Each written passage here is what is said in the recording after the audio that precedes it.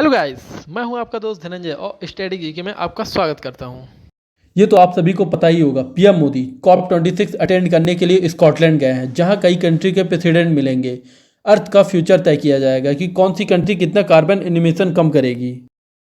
Now अब तक आप लोगों ने कई आर्टिकल पढ़ चुके होंगे। इंडिया ने वादा किया है 2070 तक नेट जीरो कार्बन वाला कंट्री होगा। पीएम मोदी ने स्कॉटलैंड में यह स्टेटमेंट दिया, इसके बारे में डिस्कस करेंगे।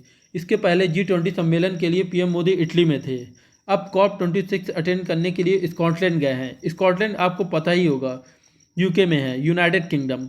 जो Scotland, England, Northern Ireland, Wales, इन सभी को मिलाकर यूनाइटेड किंगडम बनता है। मैं चाहता हूँ एक छोटी सी क्लिप देखिए। पीएम मोदी ने अपने स्टेटमेंट में जो पंचामृत का मंत्र दिया है। मंथन के बीच मैं भारत की ओर से इस चुनौती से निपटने के लिए 5 अमृत तत्व रखना चाहता हूं, पंचामृत की सौगात देना चाहता हूं।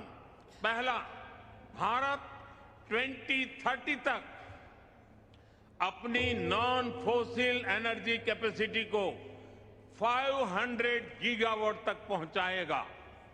दूसरा, भारत 2030 तक अपनी 50% एनर्जी रिक्वायरमेंट रिन्यूएबल एनर्जी से पूरी करेगा।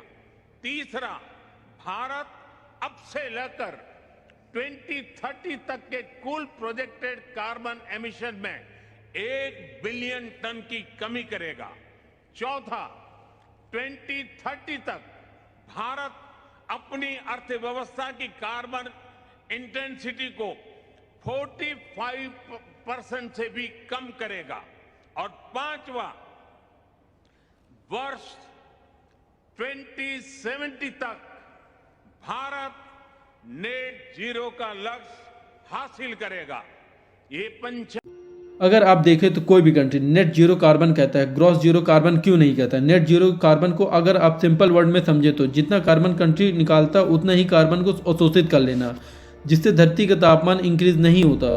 ओवरऑल कार्बन एमिशन से सतह के तापमान में कोई परिवर्तन नहीं होता। ग्रॉस जीरो को आप समझे तो वह कंट्री कार्बन प्रोड्यूस ना करे, जो ऐसा पॉसिबल ही नहीं है। कोई भी विकसित देश या फिर विकासशील देश अपनी अर्थव्यवस्था के लिए कार्बन प्रोड्यूस करेगा ही करेगा, जिससे उसकी अर्थव्यवस्था आगे बढ़ती रहे।